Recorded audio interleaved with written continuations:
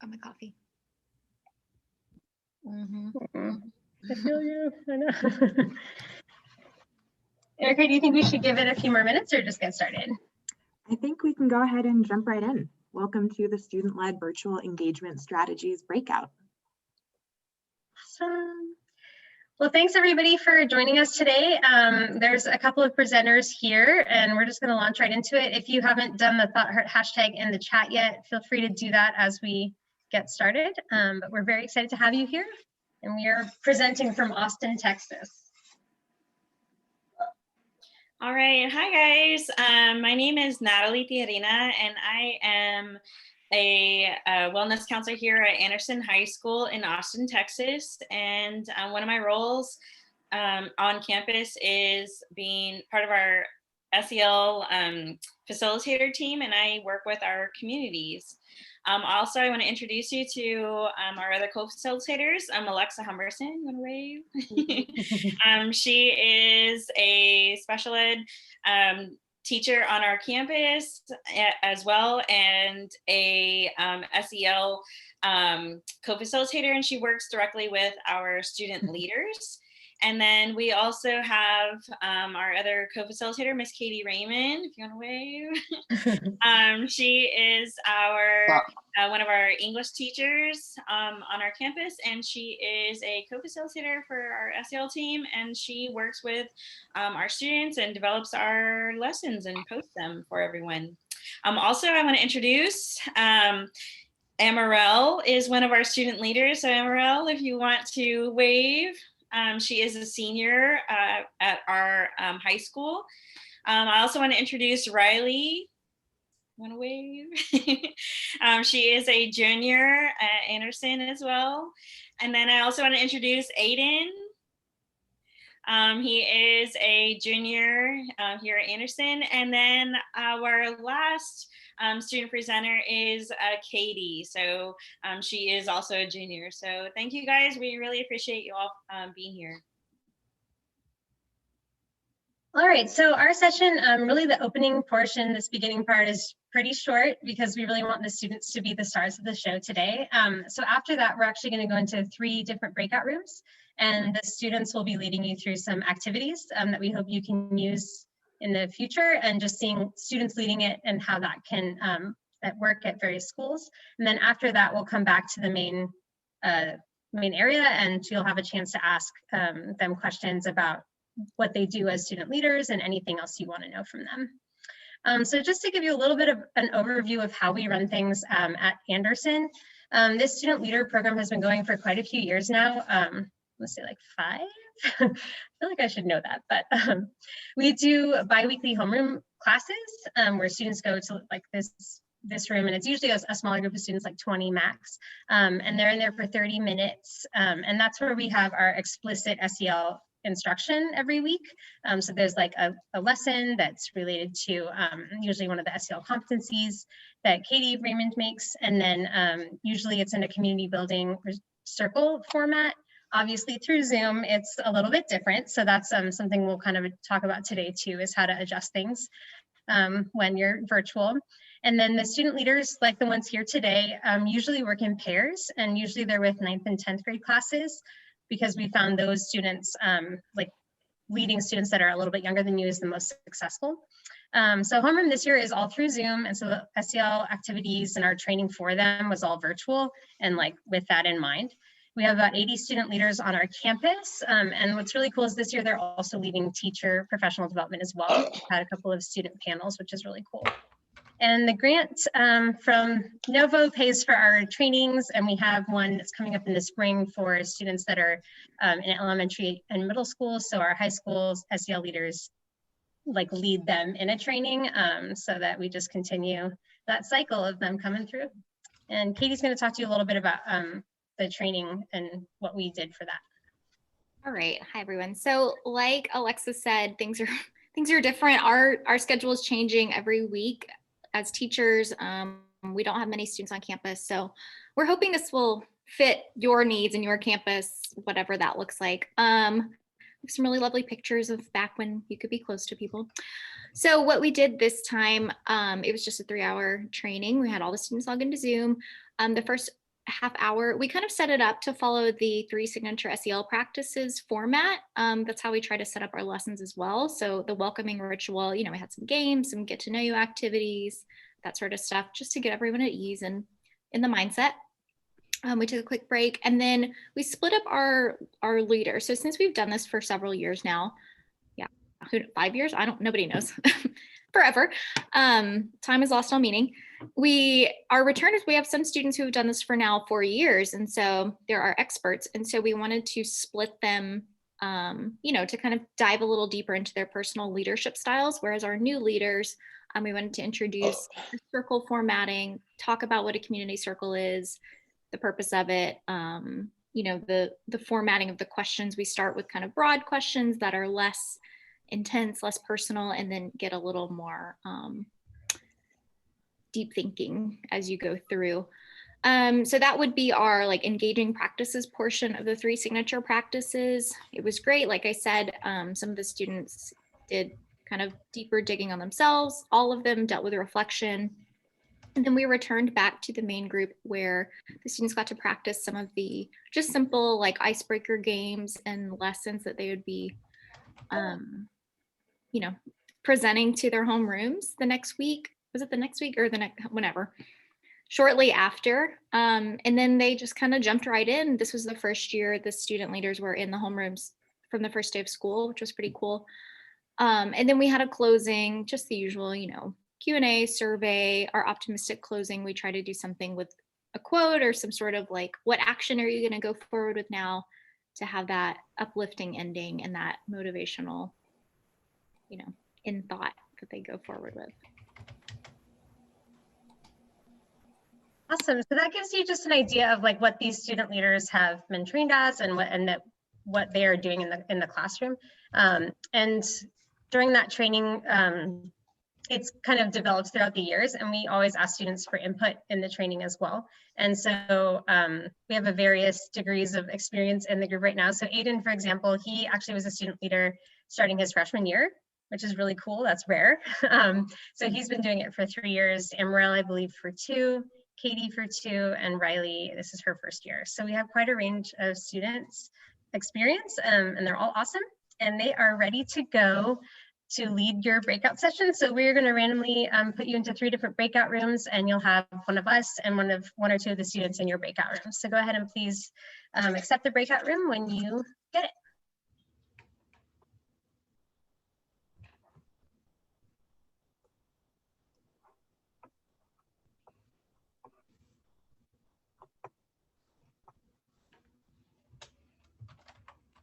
Hey, Riley. Hey, Marcy. Riley, if you can hear me, you'll need to press on your screen. And Marcy, let's get you assigned to a room. You should be able to join now.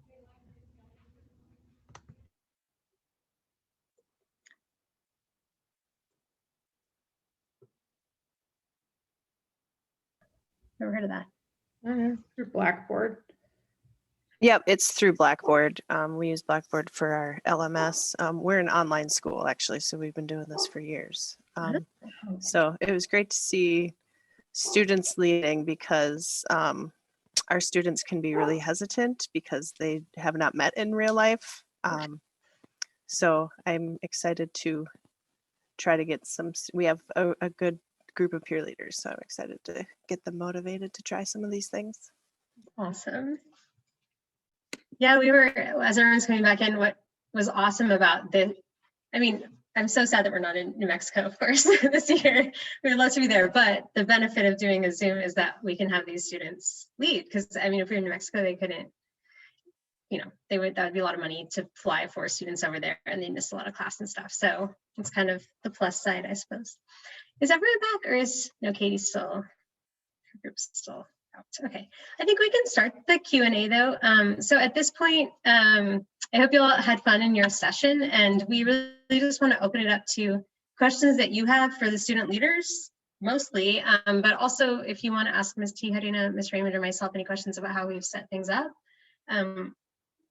Now is just the benefit of whatever it is you want to learn for the rest of this time. So you can type your questions into the chat, and I think Erica's going to kind of help us manage the questions.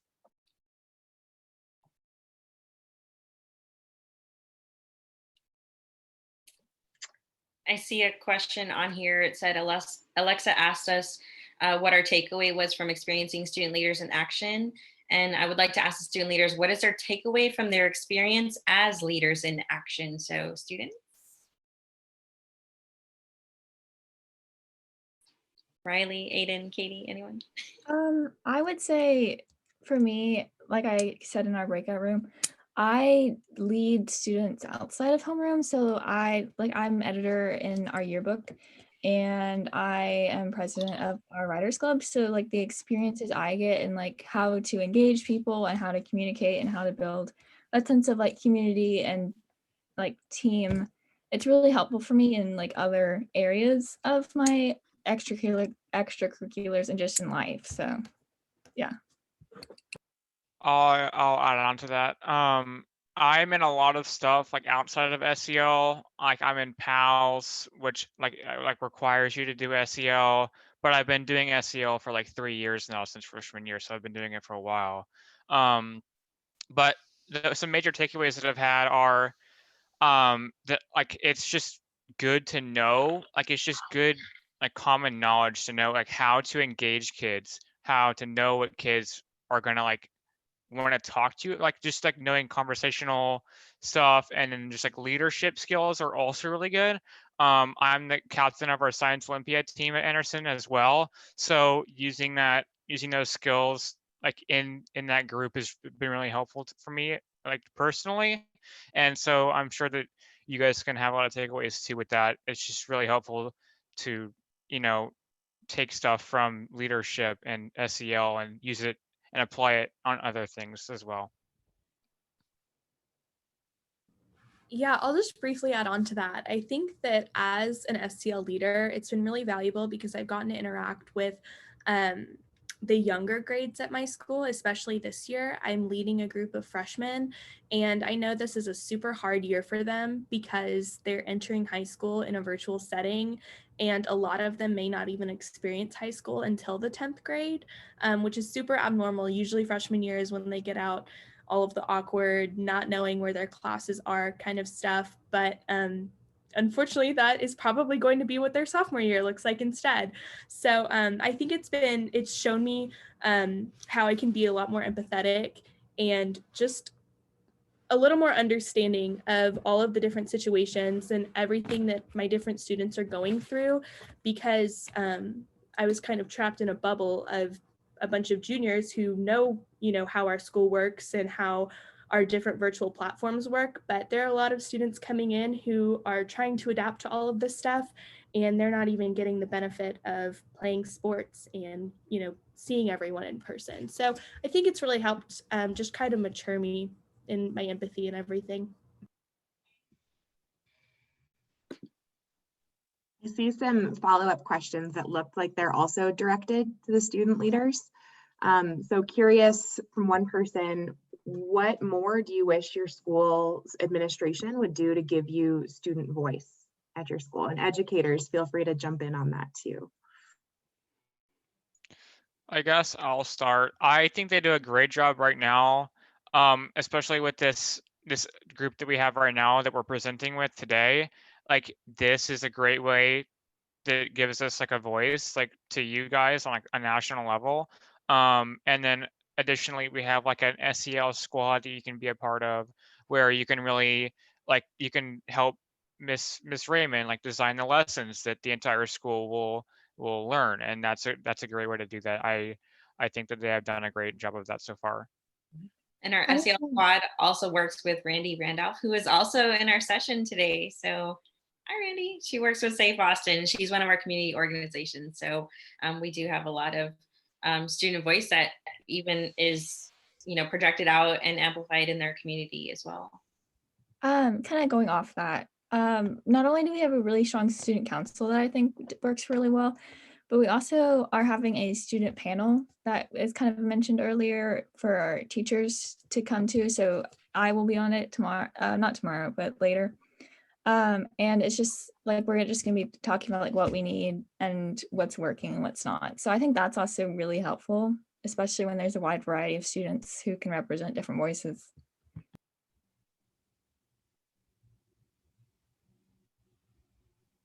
Yeah, I can speak to the educator side of that. So getting the administrators on board it was a lot of repetition and talking to various people and coming up, bringing ideas to them, asking, advocating for time. And this is like what teachers want to hear is from students and what they need. So yeah, I would say this is the first year we've done student panels for teacher PD, and it's been really successful so far. So just keep trying stuff until it works. And, we start small, like, hey, give us half an hour, and then like, give us an hour, slowly build up. And I just want to also, piggyback onto what Alexa just said, just really on your campus or your organization, like really syncing up with whoever's going to be kind of makes like the bigger decisions on your campus or in your organization. And so really like tag teaming with somebody who really understands what SEL really is. And so for a lot of people who are still new to what social emotional learning is, they have this perception kind of coming in when they first learn about it that SEL is like a curriculum or it's like a program that you do, and it's not about that. So like really it's trying to let people know and like really educating them, like here's what SEL is, and like you guys in the classrooms, like the teachers are just already doing this in the classrooms naturally, but it's just now like adding in just different portions. And so like in every organization, on every campus, SEL looks different. So in ours, one of our biggest components that helps us is having our student leaders facilitate our homeroom lessons. And there's a lot of questions. I'm just looking, there's a lot of questions. So I like someone, so how do you get peers to engage? It's like that, where was that question? Like peer to peer. Tina, you asked that question. Do you want to go ahead and voice it? Sorry, I'm having a hard time finding it. Yeah, I was just asking, teachers were trying to figure out like, oh, certain students, especially on Zoom, they're just not engaging, or they log in and they're not there, and you don't want to make assumptions and you want to reach out, but it's a different dynamic, like a teacher texting or messaging or reaching out than a peer. And so I'm just wondering if, if you've had some success with that, or like, how do you know when to reach out, and what tips you might have? Yeah. Emerald, why don't you take that one? Sure. Well, for me, to be honest, it is a lot friend-based. So for example, like last week, my friend hadn't been on a Zoom call in like a week, and I was like, so I texted her, and she normally has her little black square, her black Zoom square. And I was like, hey, is everything okay? And yeah, she had a perfect excuse. But the point is, I feel like direct engagement is really successful, and just kind of them being like, oh, wait, someone notices that I'm gone. That's going to go a long way for people. Also, in terms of like my homeroom, I personally, in a kind way, I'm not afraid to call people out. So for example, if like there's kids in my class who just have black screens, when, I've been like, hey, can you please turn this on for a game or something? I kind of, especially when you're working with like 9th and 10th grade, you can kind of use their like desire to be mature, even if they aren't, kind of like against them. So I kind of be like, guys, but like this is a 10th grade class, like we all are gonna have our cameras on, and then you'll see a couple start to pop up. So I find that that's pretty effective. But a lot of it too, like for example, if I don't know someone directly, but I notice they haven't been present or engaged, I'll text someone who I know is their friend and be like, hey, is so-and-so okay? So it is a lot of word of mouth, but it's just kind of like taking those active steps to directly reach out to that particular student. Yeah, and I mean, just to build engagement, I also find that it's helpful. Like we've played a game before in my homeroom where it's like, it was like about being organized. And so we were like, turn your cameras on and find something that helps keep you organized. So some people would hold up like their agenda or a notepad that they write stuff on. So like they have to be engaged to participate. And I find that's often really helpful too. So another thing to add to that is if you see like one like individual person, or I mean, well, just in homeroom lessons, if we see someone not participating, I think a good strategy is to like every week just like make a note to like pull that person aside and just like kind of have like a discussion with them. I'm not entirely sure how that would look from a teacher standpoint, but maybe just like reach out to them on a more like individual level and like address and like maybe ask them what's going on and if they need any help with anything or something like that. And I'm going to speak, I'm going to piggyback on what Aiden just said. I'm going to speak from the like administrative, I'm a wellness counselor, I'm a school counselor on our campus. And just to speak from the administrative end, so some of you guys might be in the administrative roles on your campus or with your organization. You know, when you're noticing, like there's several ways that you are able to find whether or not like students are engaging or not engaging. Sometimes it's pulling up like attendance lists and like noticing like there's a pattern. So our administrators have access to different tools and reports. And so, you know, like looking at those. And then also, you know, being able to check in. So sometimes our administrators are doing the checking in. Sometimes it's our counselors who are doing the checking in. I know that in my role personally, like I'll call in some certain students that I know that I've been working with a little bit more regularly. And if I'm noticing like, hey, like they're just really, I know that they've, you know, had like a history of like struggling with different things. And then I noticed, you know, they're just like not logging in. It's, you know, like, hey, I'm going to touch base with this person and like, hey, you know, what's going on? And like, let's talk about this. And so really doing a more one-on-one. So whether that's, you know, calling in, you know, making arrangements for them, like via email through like a Zoom, video chat, or if they're having like internet connection problems or whatever, it could be like just a phone call to like either like parents or, you know, and the student as well.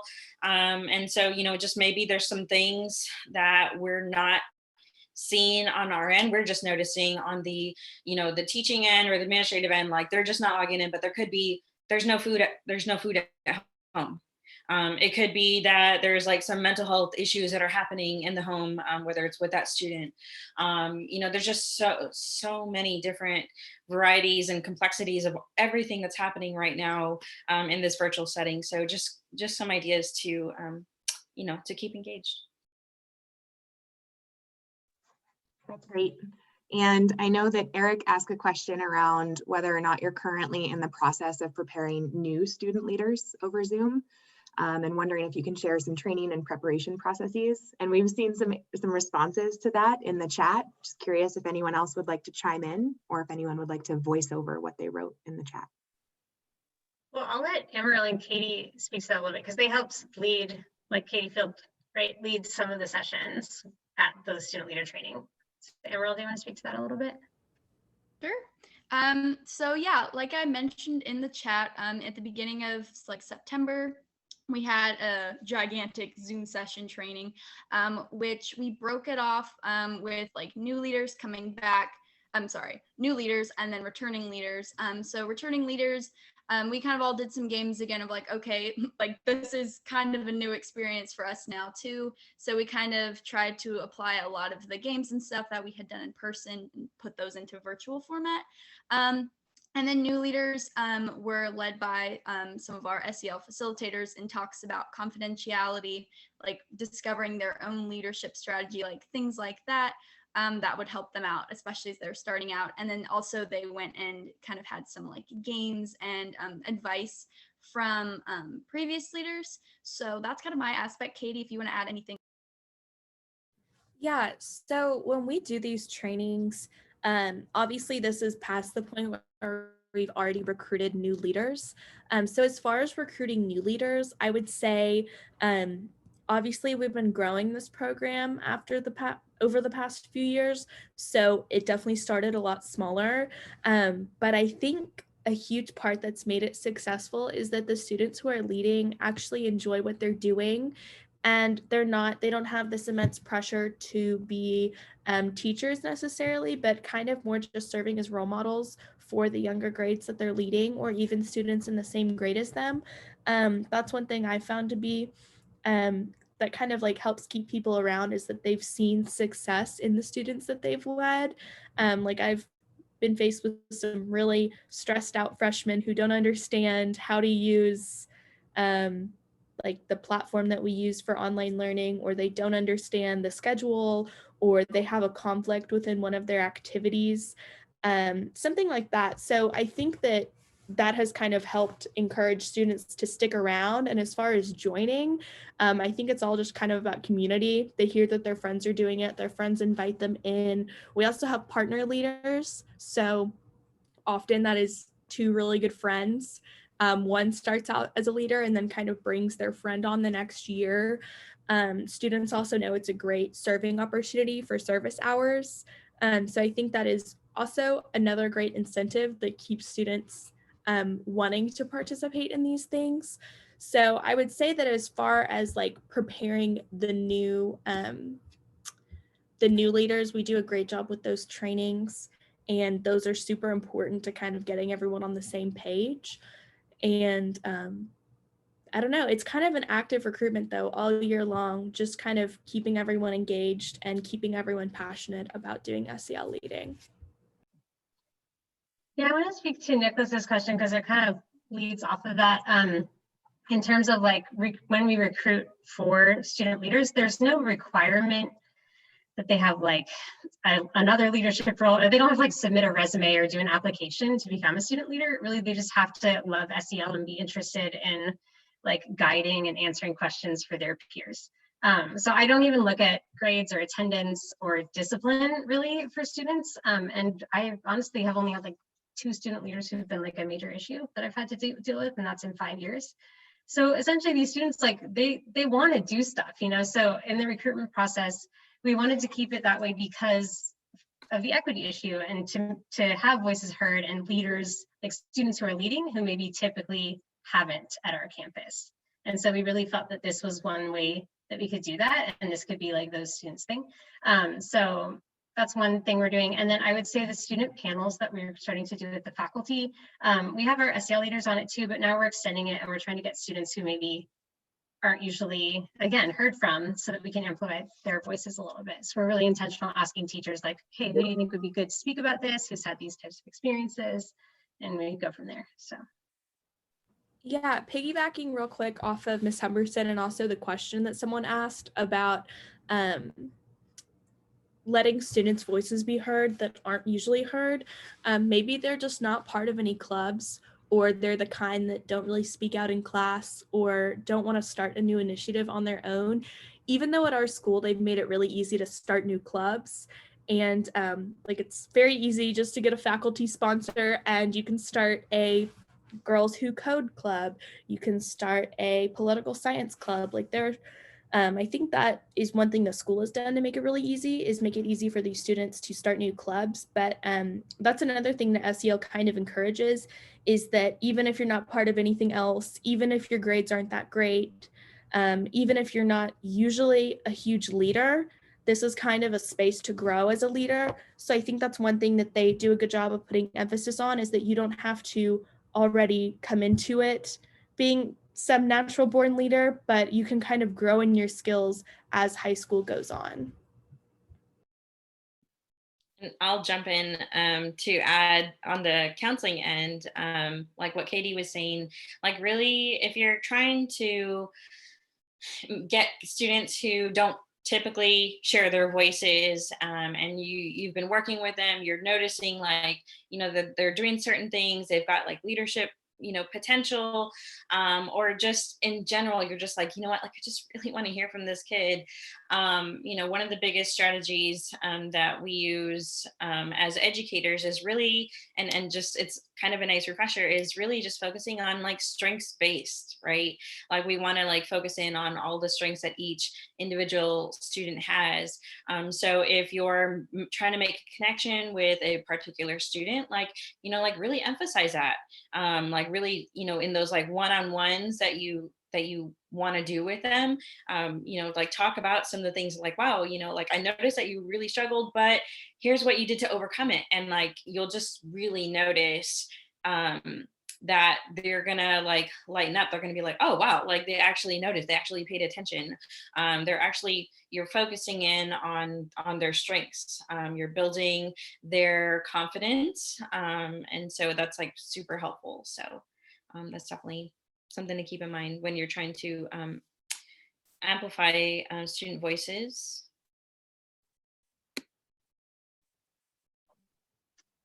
We've been answering some of the questions in the chat. So yeah, we can probably take what, like 2 more, maybe? Yeah, we have 2 or 3 time more. for a few more questions. Mhm.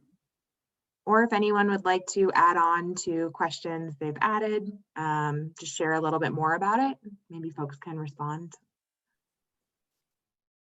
I think somebody asked about lessons, and I think one thing that's really great about some of the lessons we do is that they're not all serious. Like there are some about heavier topics, but some of them are like go outside and how to be organized. And I feel like just that advice from people who have been there, like we've been freshmen, and just like our input over those kind of topics, like organizational skills and how to keep track of your classes. Like that's also something really valuable from student leaders, because it's really helpful to hear from people who have been in that position and like learn from their experiences. So yeah. Yeah, and I'll piggyback on that. I write the lessons officially and post them in our, we kind of use a Canvas-ish platform. So the community has access to them as well as the students and staff. But what I found, at least like with my own homeroom, the lessons that the students come up with are always the best received, and I'm like, cool, like mine, I work so hard on, I'm like, okay, but I get it. And it's relevant. And like Riley said, even like one of the student leaders was like, what about just going outside? Cause like we forget to do that. I was like, oh my God, that's brilliant. And it was great. And so we will pull the student leaders and the PALs. Sometimes they'll write the lessons, which is awesome. Sometimes they're like, we need to talk about stress management. And it's, sorry, my lights go off every 7 minutes. It's fine. It's not a problem. Anyway, stress management, right? So for me, when I go to write it, I'm like, okay, like a bunch of students said that they want to talk about stress management or like positive self-talk, around finals or STAR testing, like our statewide testing. And so just pulling them, it can be very informal. Alexa does a great job with the PALs of having them write reflections, and that just using that to guide the lessons it's the best way. And to also be like, hey, like a student wrote this, and it helps with the buy-in. And like I said, it makes my job easier, and it's so much more well received. And just to add to that, another thing that Alexa does really well, like she'll post out surveys. So it's like a quick Google form survey that students can fill out, and they'll put their feedback on there. And they'll talk about some of the issues that, that they're seeing students are struggling with. So it's a really quick way to get feedback. You can make charts and stuff with all the data. I mean, like there's just, it's a great data tool that we use, and we definitely hear our student voices and try to address them as best we can. One note about this I want to add. Sorry, Katie.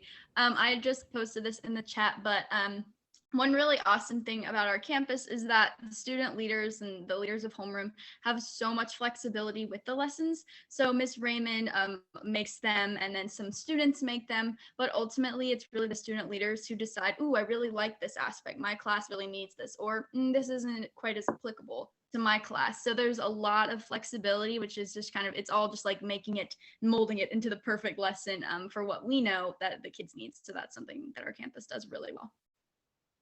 Yeah, I was actually going to speak on that exact thing that Amaral said in the chat, is that we all are leading very, very different sets of students, and they all have unique challenges depending on their age or even the class that they're in. And the kind of courses that they take. So I think that that's one thing that we found to be really valuable, is that even though the lessons give us a general framework of what we should focus on that week, as leaders, we get to, like Amaral said, mold them to our specific classes. And I think that's been super valuable for my class this year, and ones that I've led in the past in person, because some students and some age groups just don't understand like certain parts of how our school functions or certain things that might be brand new to them. So I think that's been really valuable.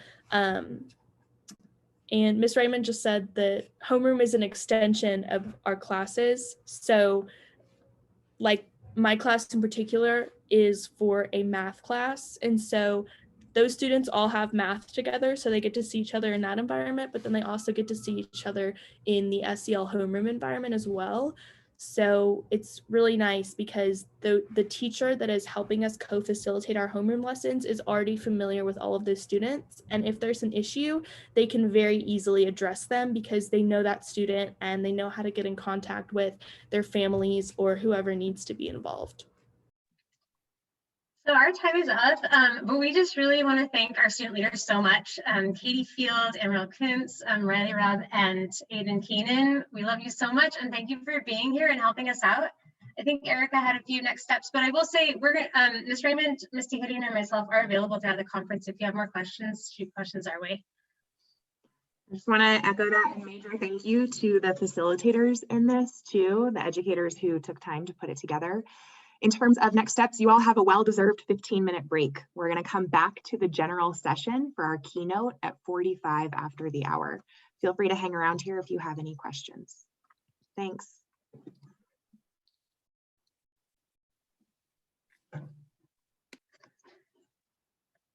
Thanks for coming. Bye. Erica, do you need us to stay on here for a minute? It's totally up to y'all. You're welcome to stay on as long as you'd like. The only thing we'll need to check right after this